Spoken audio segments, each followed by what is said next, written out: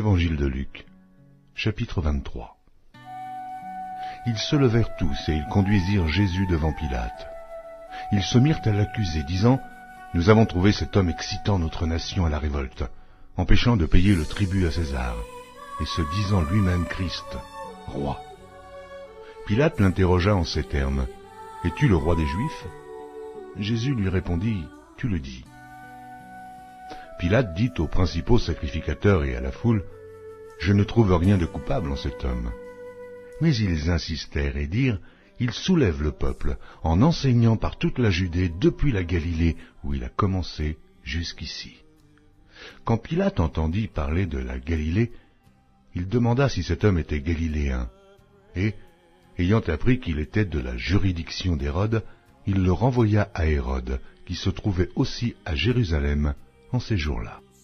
Lorsque Hérode vit Jésus, il en eut une grande joie, car depuis longtemps, il désirait le voir à cause de ce qu'il avait entendu dire de lui, et il espérait qu'il le verrait faire quelques miracles. Il lui adressa beaucoup de questions, mais Jésus ne lui répondit rien. Les principaux sacrificateurs et les scribes étaient là, et l'accusaient avec violence. Hérode, avec ses gardes, le traita avec mépris et, après s'être moqué de lui et l'avoir revêtu d'un habit éclatant, il le renvoya à Pilate. Ce jour même, Pilate et Hérode devinrent amis, d'ennemis qu'ils étaient auparavant. Pilate, ayant assemblé les principaux sacrificateurs, les magistrats et le peuple, leur dit « Vous m'avez amené cet homme comme excitant le peuple à la révolte, et voici, je l'ai interrogé devant vous, et je ne l'ai trouvé coupable d'aucune des choses dont vous l'accusez.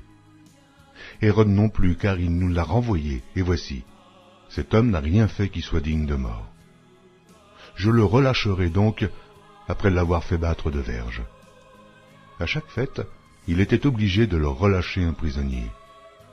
Ils s'écrièrent tous ensemble « Fais mourir celui-ci, et relâche-nous Barabbas. » Cet homme avait été mis en prison pour une sédition qui avait eu lieu dans la ville et pour un meurtre. Pilate leur parla de nouveau dans l'intention de relâcher Jésus. Et ils crièrent « Crucifie, crucifie-le » Pilate leur dit pour la troisième fois « Quel mal a-t-il fait ? Je n'ai rien trouvé en lui qui mérite la mort. Je le relâcherai donc après l'avoir fait battre de verge. » Mais ils insistèrent à grands cris, demandant qu'il fût crucifié, et leurs cris l'emportèrent. Pilate prononça que ce qu'ils demandaient serait fait. Il relâcha celui qui avait été mis en prison pour sédition et pour meurtre, et qu'il réclamait, et il livra Jésus à leur volonté.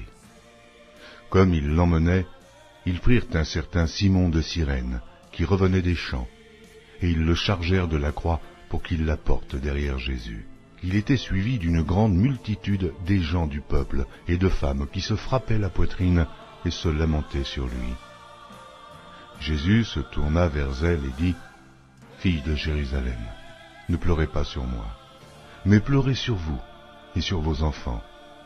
Car voici, des jours viendront où l'on dira « Heureuses les stériles, heureuses les entrailles qui n'ont point enfanté, et les mamelles qui n'ont point allaité. » Alors, ils se mettront à dire aux montagnes, « Tombez sur nous, et aux collines, couvrez-nous, car si l'on fait ces choses au bois vert, qu'arrivera-t-il au bois sec ?»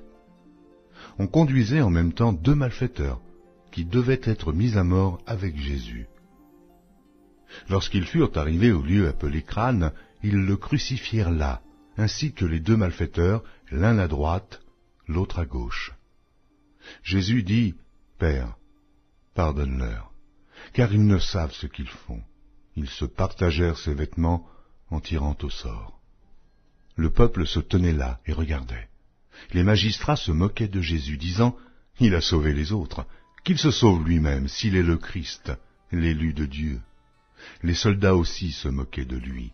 S'approchant et lui présentant du vinaigre, il disait, « Si tu es le roi des Juifs, sauve-toi toi-même. » Il y avait au-dessus de lui cette inscription, « Celui-ci est le roi des Juifs. » L'un des malfaiteurs crucifiés l'injuriait, disant, « N'es-tu pas le Christ ? Sauve-toi toi-même et sauve-nous. » Mais l'autre le reprenait et disait, « Ne crains-tu pas Dieu, toi qui subis la même condamnation pour nous, c'est justice, car nous recevons ce qu'ont mérité nos crimes, mais celui-ci n'a rien fait de mal. Et il dit à Jésus, « Souviens-toi de moi quand tu viendras dans ton règne. » Jésus lui répondit, « Je te le dis en vérité, aujourd'hui, tu seras avec moi dans le paradis. » Il était déjà environ la 6e heure, et il y eut des ténèbres sur toute la terre jusqu'à la 9e heure. Le soleil s'obscurcit et le voile du temple se déchira par le milieu. Jésus s'écria d'une voix forte, « Père, je remets mon esprit entre tes mains. » Et en disant ces paroles, il expira. Le centenier, voyant ce qui était arrivé, glorifia Dieu et dit, « Certainement, cet homme était juste. » Et tous ceux qui assistaient en foule à ce spectacle, après avoir vu ce qui était arrivé, s'en retournèrent, se frappant la poitrine. Tous ceux de la connaissance de Jésus et les femmes qui l'avaient accompagné depuis la Galilée se tenaient dans l'éloignement et regardaient ce qui se passait. Il y avait un conseiller nommé Joseph, homme bon et juste, qui n'avait point participé à la décision et aux actes des autres. Il était d'Arimathée, ville des Juifs, et il attendait le royaume de Dieu. Cet homme se rendit vers Pilate et demanda le corps de Jésus. Il le descendit de la croix, l'enveloppa d'un linceul et le déposa dans un sépulcre taillé dans le roc, où personne n'avait encore été mis. C'était le jour de la préparation, et le Shabbat allait commencer.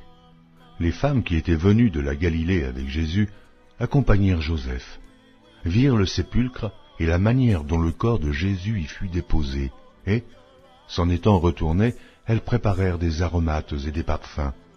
Puis elles se reposèrent, le jour du Shabbat, selon la loi.